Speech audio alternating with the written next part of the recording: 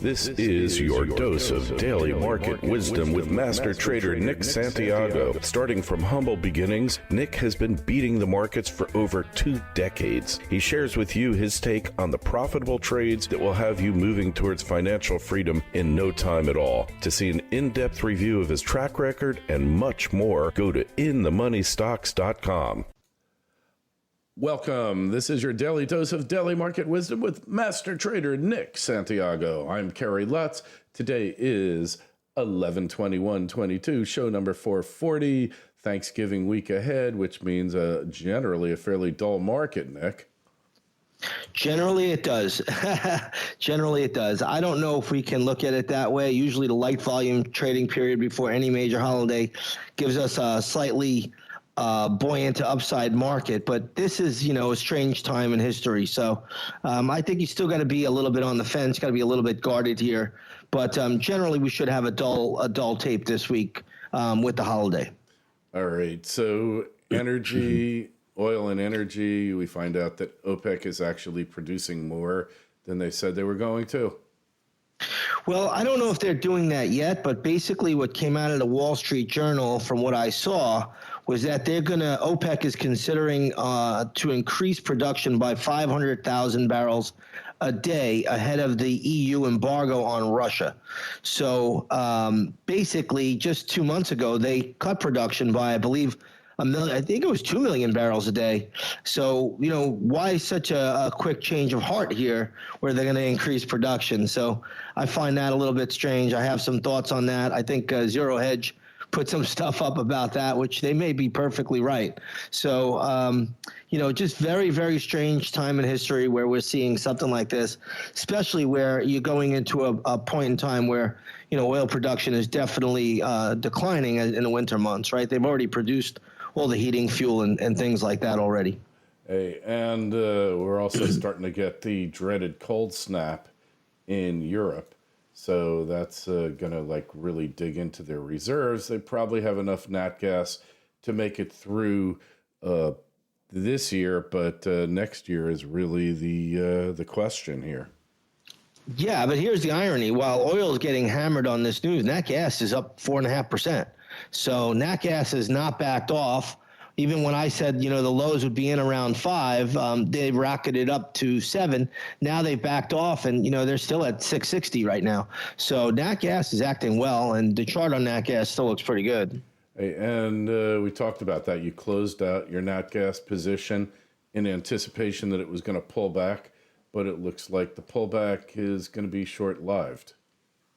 Yeah, right now I'm just sitting and waiting to get back into it, but it just hasn't really given me my entry that I want. So, as a trader, sometimes, when we get those big gains, we kind of take them off the table, and then, we try to look for another point of entry. But nat gas is holding up well right now. It hasn't allowed me back in. Yeah, and European nat gas is going through the roof. We've got a terminal that's down, so we're not able to ship as much LNG as was intended. So interesting times, that's for sure. Well, you would think gold would be going up with all of this unrest throughout the world, assuming resuming its traditional spot as safe haven, but that isn't the case today.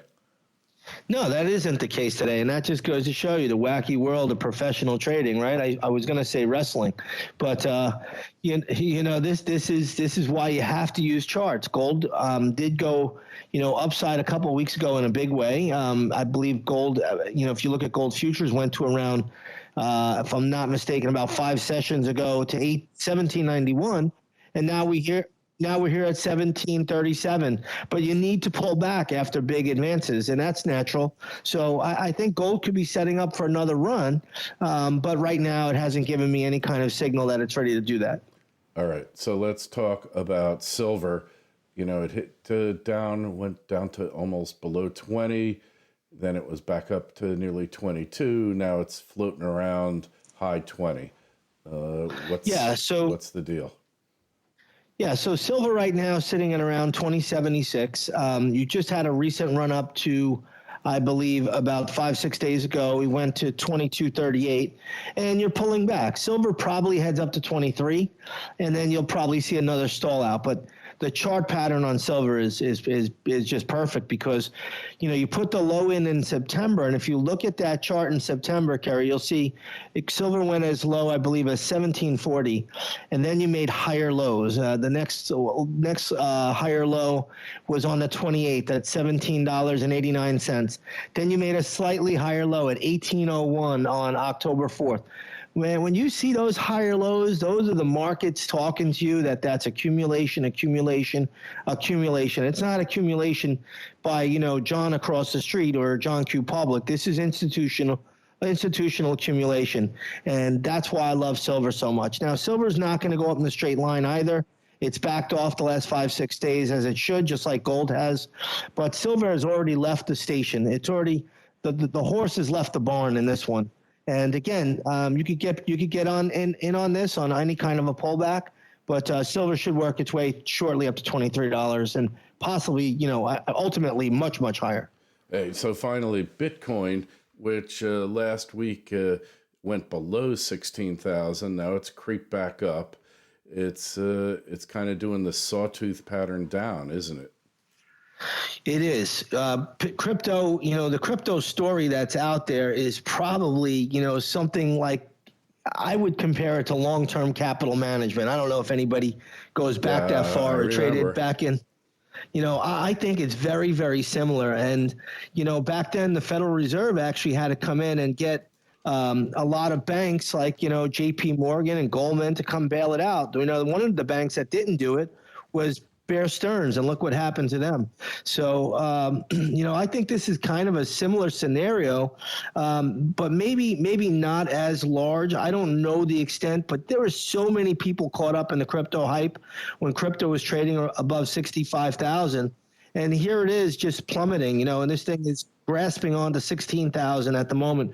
The futures are even below that. So I go off the Bitcoin futures chart, and they're at, 15,700. So overall, I've been saying Bitcoin's going to go to sub 13. I believe it's going to go sub 12 now.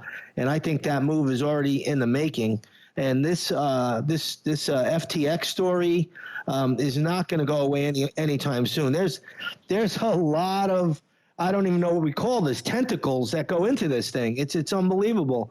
So I've been looking. Yeah, I mean, it's incredible. It's a global scandal dealing with Ukraine, dealing with certain politicians of a specific ilk here in the United States. And it kind of reminds me more of that BCCI scandal way back when, I think in the 80s, was it?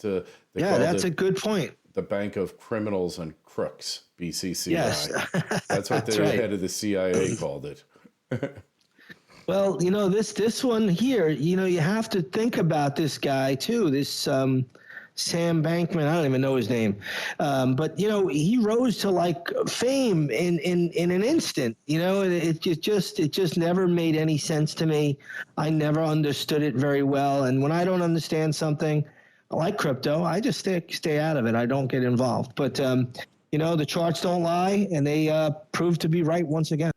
Well, he seems like a figurehead or a dupe to me. Maybe I'm wrong, but it just seems to me he doesn't look like, I know he went to MIT and all that stuff, but MIT ain't what it used to be, like all the Ivies. He's just something.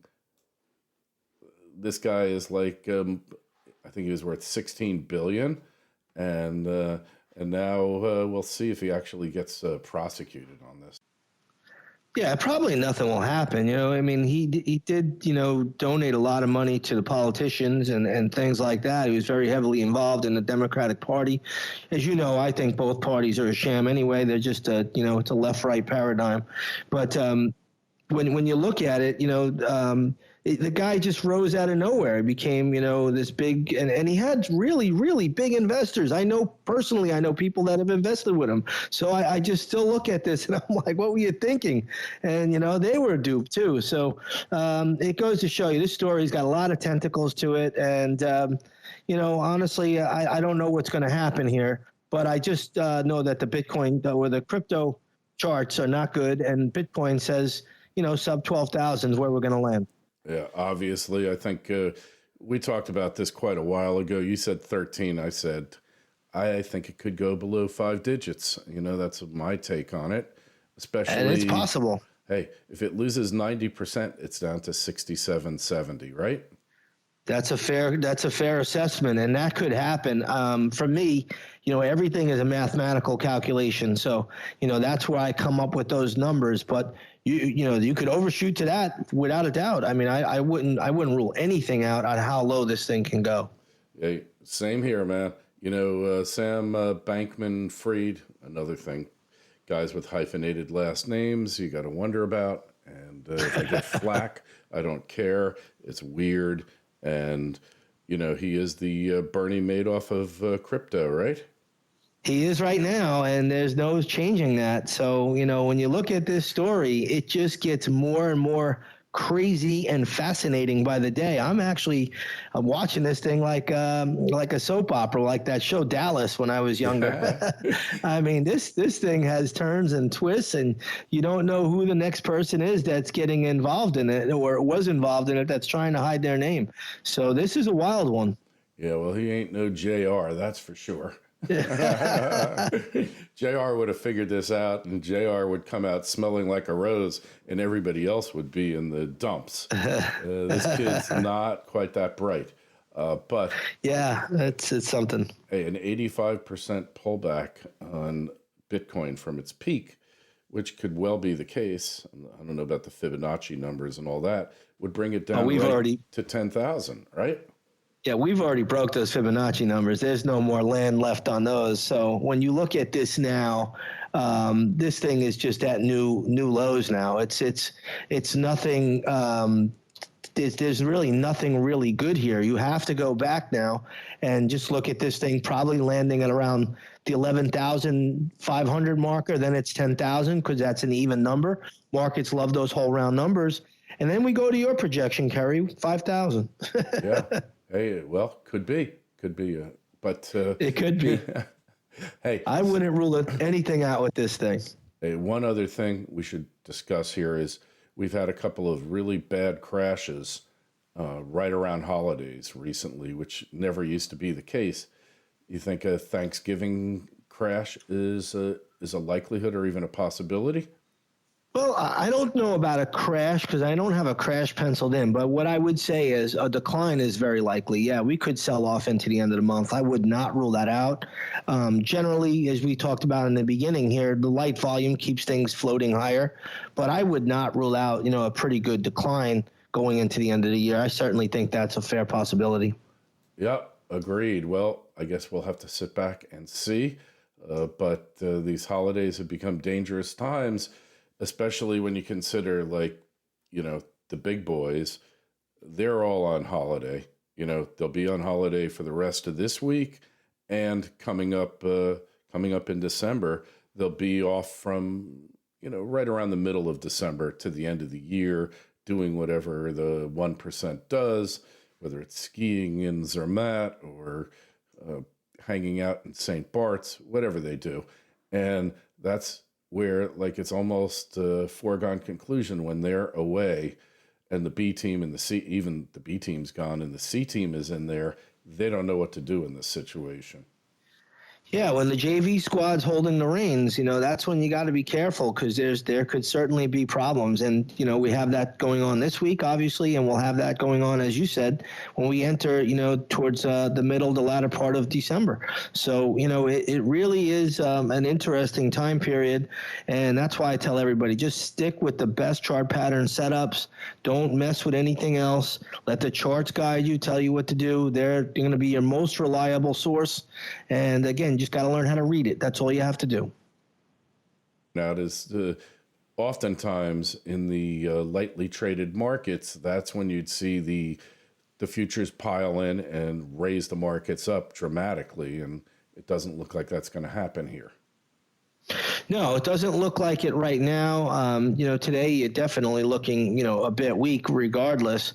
But the one thing I would say is that if the volume trends are light, remember they can reverse things rather quickly. So, you could always get that headline, Kerry, from a Fed governor saying, hey, the Fed will likely, we're going to likely pull back or our interest rates, we're not going to raise as quickly, or, we're going to take a few meetings to think about this stuff. And next thing you know, the markets can reverse quickly on light volume. So just be aware of the volume trends that are out there. I tell my members all the time, hey, we got to watch this stuff. This is nothing to kid about, because this is when you'll get that left field rumor, really out of the blue. And, the markets can reverse on a dime when you don't have the trading volume out there. Because remember, trading volume represents conviction.